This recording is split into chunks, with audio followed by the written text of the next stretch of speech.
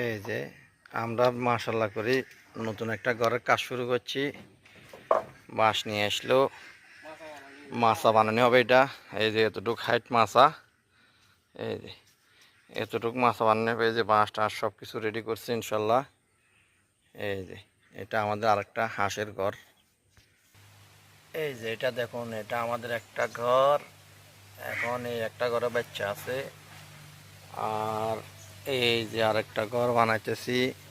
এই যে মাছা, এটা আমার বাইসতে। আমরা এখন ইনশাল্লাহ আরেকটা ঘর রেডি করতেছি। এটা হচ্ছে যাই আপনার হাঁস বড় হলে এখানে নিয়ে আসার জন্য।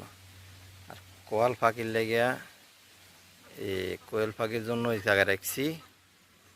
এই জায়গায় ইনশাল্লাহ